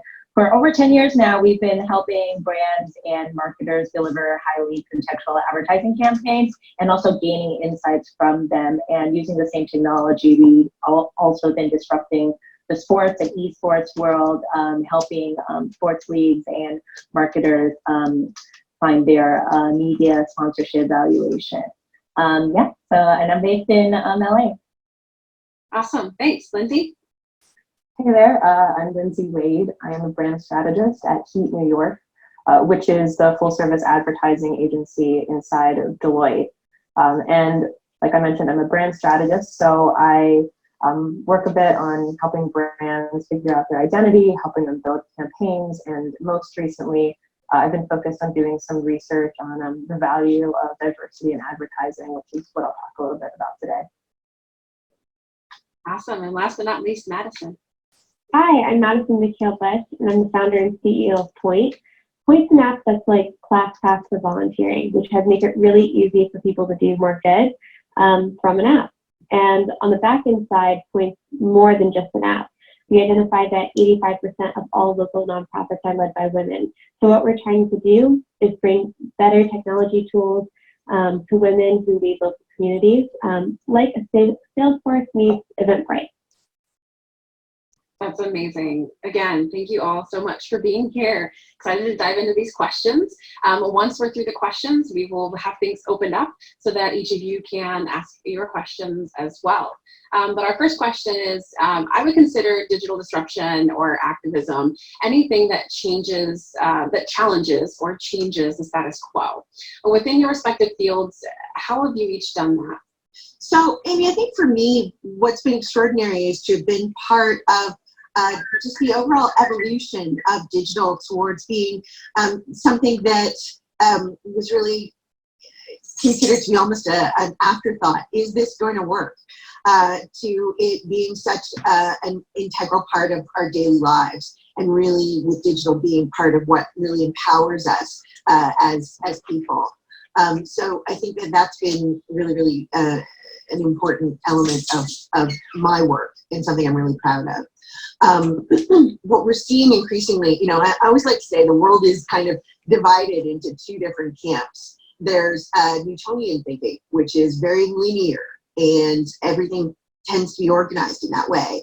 But with digital, what we're really seeing is a lean more towards an Einsteinian thinking, where everything is taking place at the same time. And what you can really do is choose your own adventure inside of that. That's a really interesting way to think about it. Sam, what do you have to say? Well, I guess as a marketer, right, I feel like it's in our nature to be a step ahead when it comes to marketing trends, and not to mention how long I've been practicing marketing, but it was definitely before digital. So being able to see how all of that evolved and just broadening my skill sets throughout the years has also been very interesting, and also matching the climate that we're in And just being able to bring the creative ideas plus technology, and also know that what it's like to be a marketer, you know, before technology, where we had to do things very differently, right, on print and such. But really just thinking outside the box here, where you can switch between online and offline. And I feel like I've been geared up to be able to do that. And especially during these times, being able to do that overnight, like, as you know, what has happened with South by Southwest and, you know, how everything's being affected.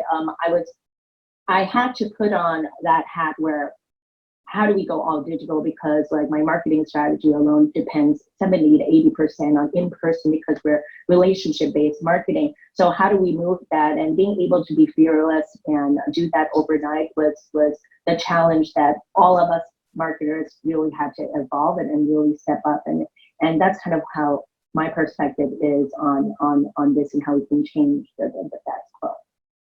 That's great. Yeah, I quite agree. Lindsay, how about you?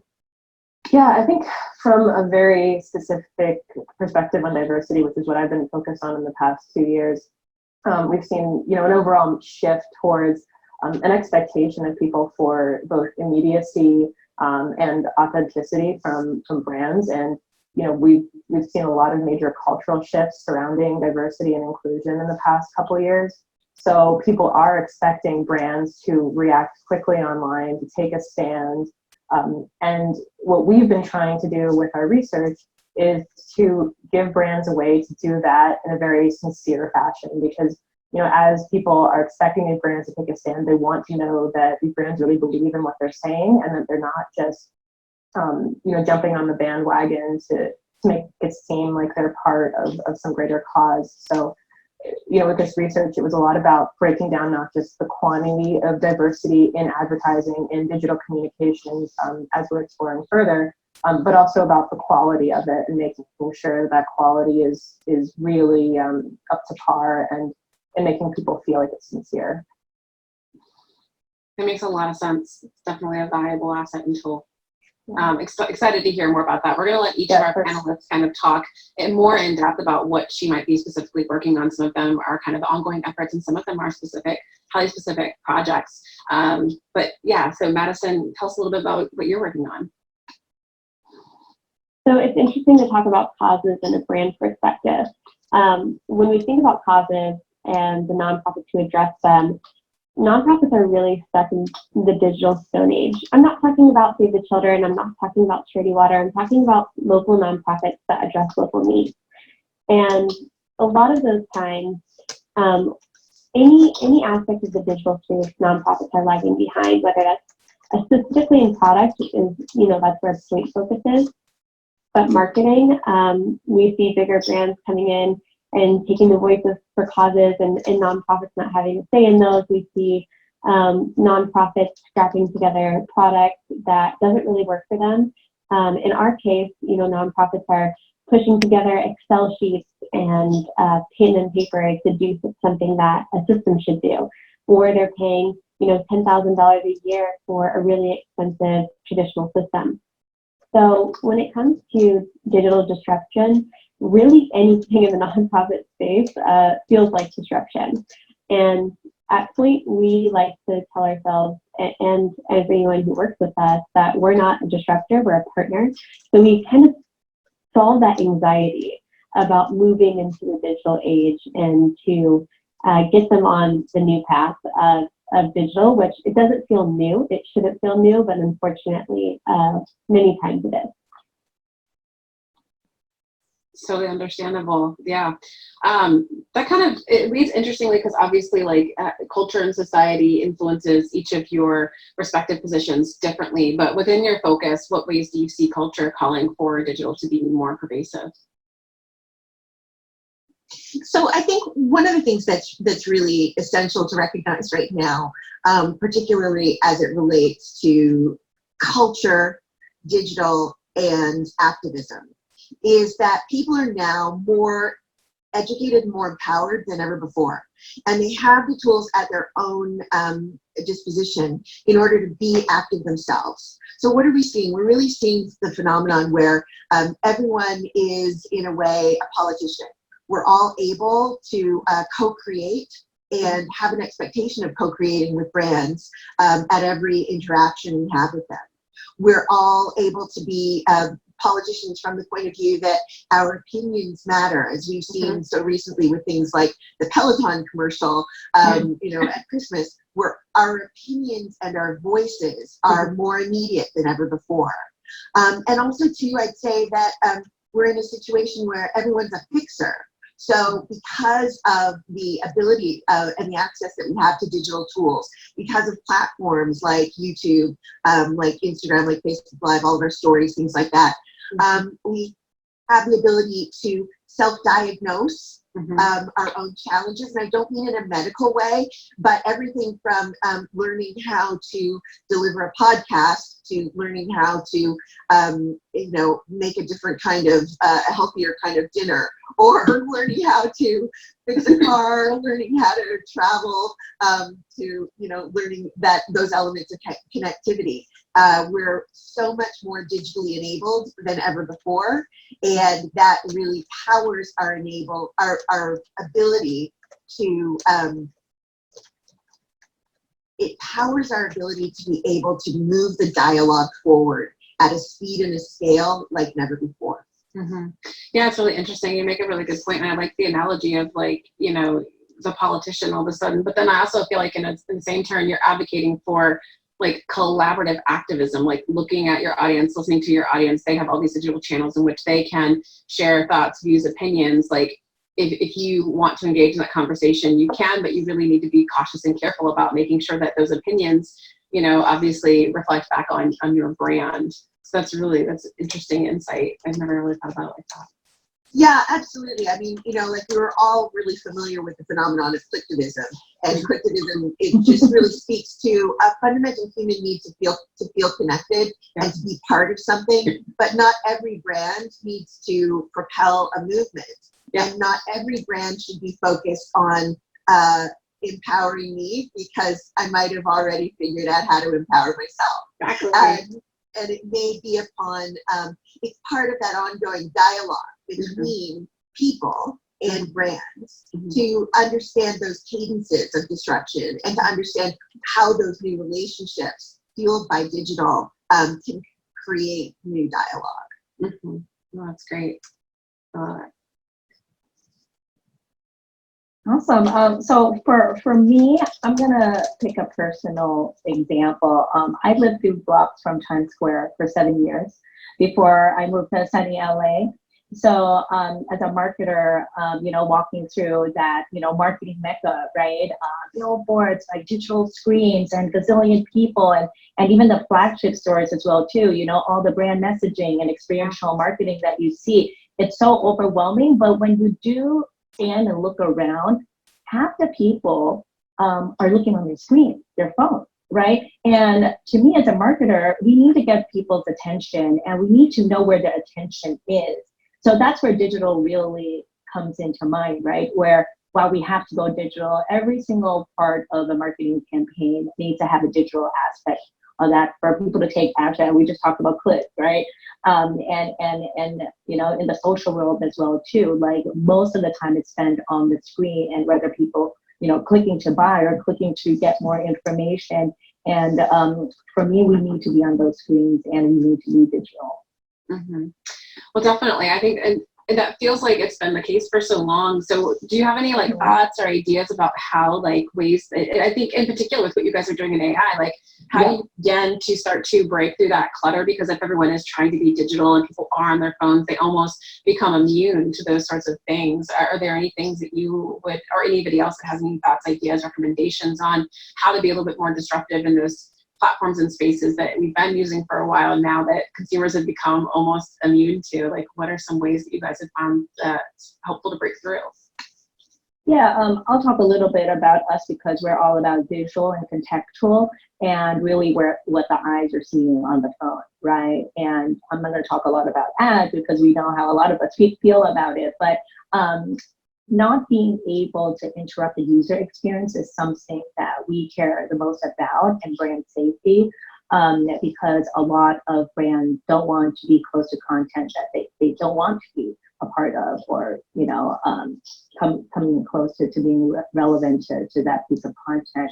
And with our technology, we spend a lot of time in our engineers as well too, just to make sure that the user experience isn't interrupted, because if the user is actually there to get more information, we want to make sure whether it's the ads or what we're putting out there, the message isn't interrupting, and it's coming in a very subtle way. It's within the image. It's like, for example, pictures of dogs, and there's like a little dog walking to eat, it's dog food in the ad, and then the subtle Petco brand, pops up, or logo, right? So making sure that it's part and really relevant to the content for us is really key. What about you, Madison? I think specifically, the nonprofit world really got turned upside down in the last week. So I'm going to talk just about COVID, because I think that nonprofits are getting a taste of what it's going to be like 10 years from now. And they got that really abrupt in 10 days. Nonprofits, again, they use more traditional ways of doing things. And when they've been forced to jump into the digital world, basically immediately overnight, that jump has been pretty hard. We deal with volunteering, right? And right now, older people can't volunteer. It's not safe for them to volunteer. They should really be self-isolating. And nonprofits need to reach young people. How do they do that? Digital.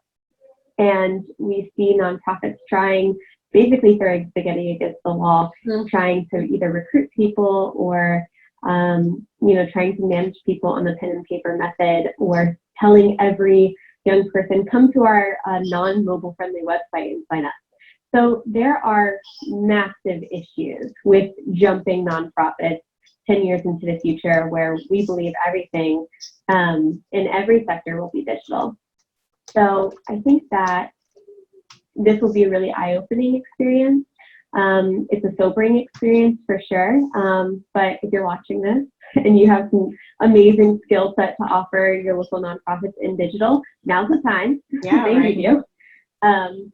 And I think that, just like the other panelists have said about people being able to self-express, self-fix issues, talk about causes, we're not seeing nonprofits jump up to that same level in their local spheres.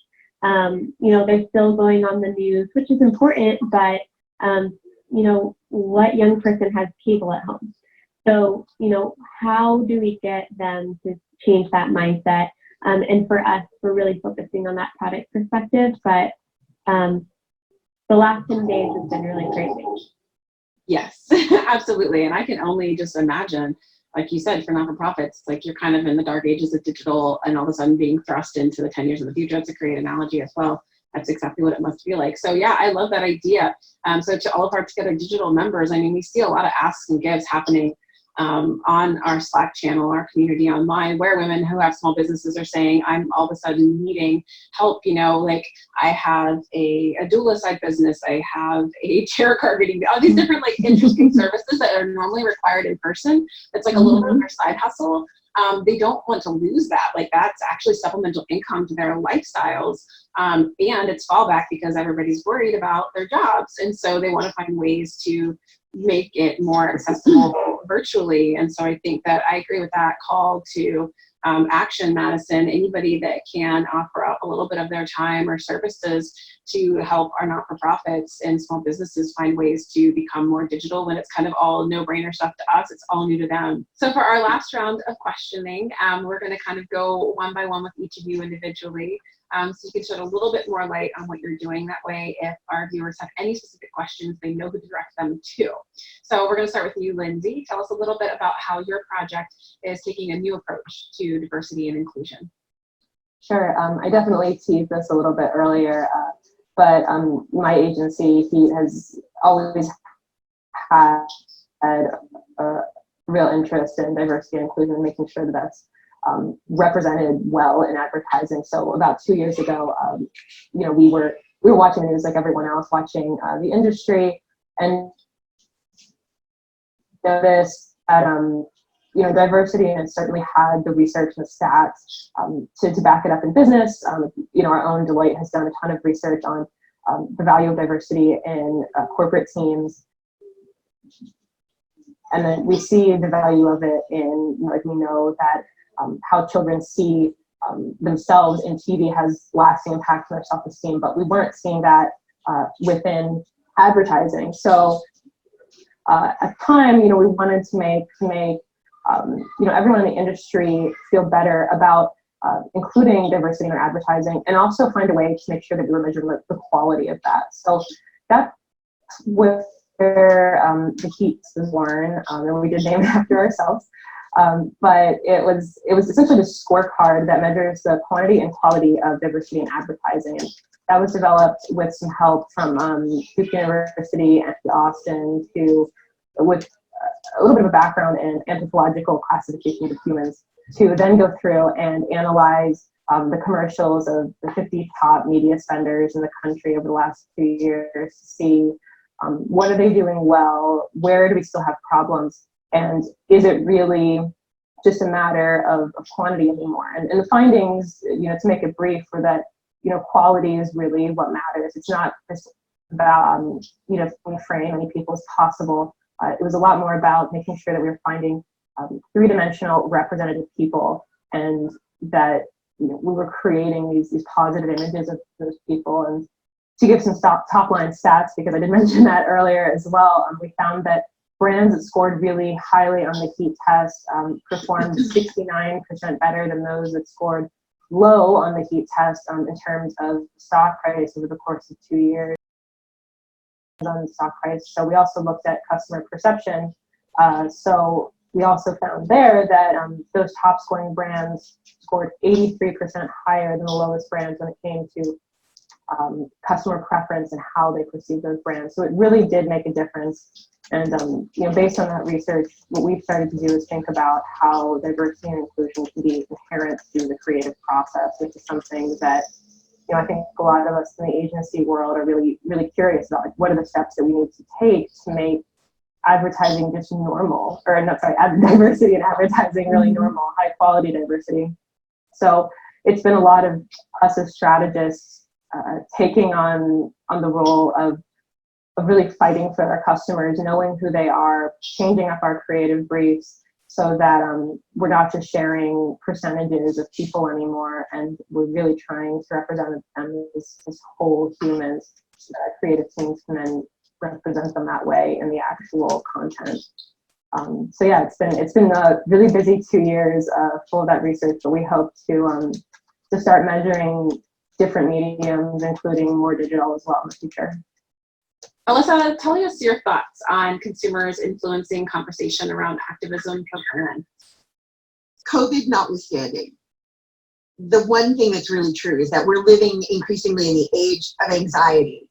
And anxiety is prevalent for consumers in so many ways. And some of that even stems from the pervasiveness of digital tools. But what's beautiful in all of that, and what's really particularly relevant for activism, is that now people are also in a place where everyone is a media channel. Everyone actually has the ability to get their voice out there, and to select and distribute and create content about the things that matter to them. Every choice that we make, with every interaction with every brand all the time, is our way of being activists every day. And that's an incredibly powerful moment for consumers to embrace. And I think we're seeing it right now with everything that's going on with the virus, and the number of people who are, for example, volunteering. They can't leave their house, but they'll volunteer to read stories on the internet. Or, John Legend and Chrissy Teigen the other day doing concerts to uplift everyone. And they're doing those concerts from their living room because we can't leave our homes. So no matter what the circumstances are, there's always a place for activism. And that the digital toolkit that we have that's so accessible to us now is really what powers that. That's great. I love that. Wonderful answer. Thanks, Alyssa. So talk to us about your use of AI in regards to creativity, and let's take a look at your Turing test, and we're going to put up a poll so all of you that are viewing can have a guess. I'm super excited every time I talk about this project, because we all know, right, that AI will always be better than humans when it comes to high volume, repetitive tasks. But one thing that a lot of people say is that AI can't be creative, right? And to me personally, that's not really the case. We've done this project where we had an AI painter using real paint and also a real brush, and was given some data sets to come up with, a portrait. And then we also hired 5 human artists with the same data sets to come up with a portrait as well. So you can see the portraits here. And what we've done is we actually asked thousands of people to guess which one was done by AI. And I'm not going to tell you which one now, but I definitely want to open up to our audience to have a chance to take a poll and take a look, and then definitely use the polling system that we have. This is always a fun one because yeah, what you'll see up on your screen is a option to choose A through F. So as Tom said, what you're looking for is the AI created piece. And then here in a few minutes, we're going to go through our last question, and then we're going to come back to the poll and reveal the results to let you know how many of you got your guess right.